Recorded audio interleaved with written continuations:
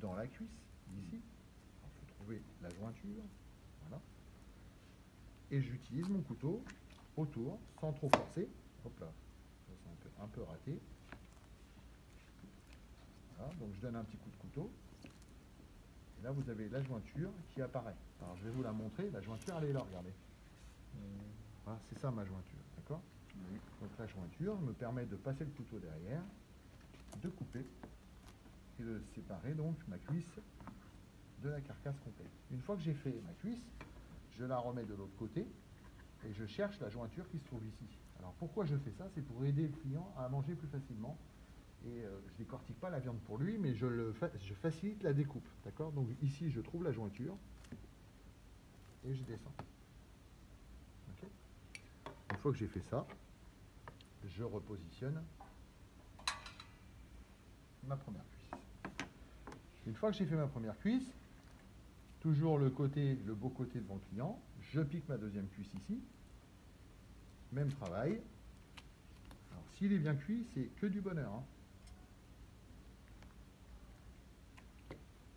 Pas besoin d'appuyer trop fort. Là, il est plutôt bien cuit. Je repère ma jointure. Donc, vous voyez, ma jointure, je vous la remontre. Elle est là. Ici. Vous avez un morceau d'os. Ici, c'est la jointure. Donc, je vais mettre mon couteau juste derrière. Ce qui me permet de séparer la deuxième cuisse. Même travail. Je repositionne ma cuisse dans le bon sens. Je cherche la jointure ici. Et je descends. Et je repositionne la deuxième cuisse.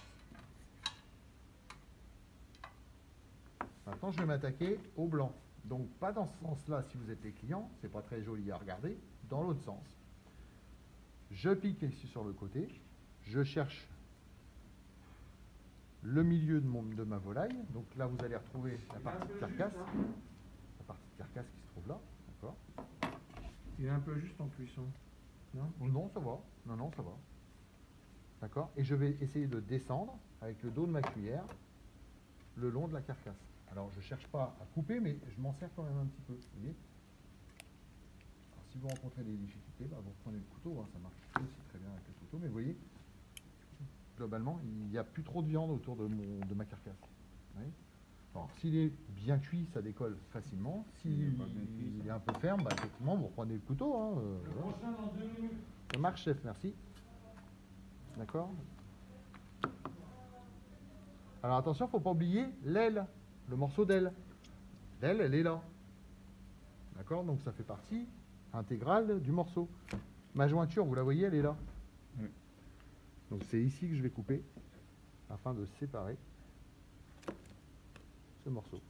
Et une fois que je l'ai, je la retourne dans l'autre sens.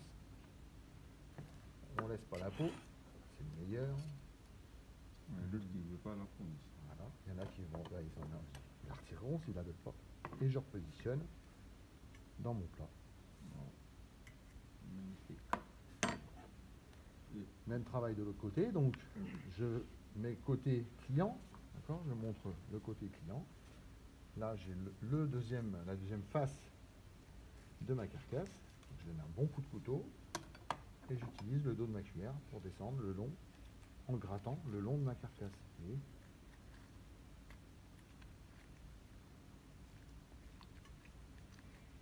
Et une fois que je suis en bas, je reprends mon couteau.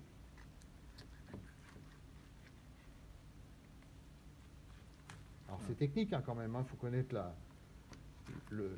comment est fabriqué le poulet, la morphologie hein, évidemment. Hein. En plus, il a mariné le poulet.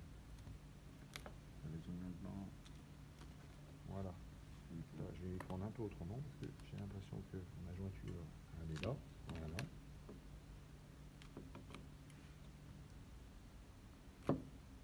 Hop. Ma carcasse, je la mets sur le côté. J'en ai pas fini avec elle. Hop, dans le bon sens, ce sera pas plus mal. C'est bien. Voilà. L'idée, c'est de représenter un petit peu le poulet avec des formes de chaque côté, vous voyez. Hein, c'est pas vraiment le sens exact de la carcasse, mais bon. Là, on a un petit peu de viande, on la jette pas.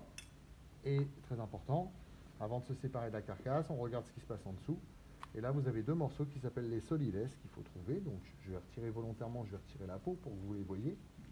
Les solides se trouvent ici. Donc, c'est deux espèces de petits morceaux ronds. Je vais vous les montrer. Que vous retrouvez ici et là. Donc, avec ma cuillère, je vais prélever les solides. Donc, en voilà un.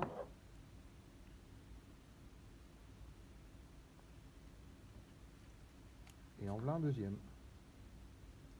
Alors pourquoi ça s'appelle le solides?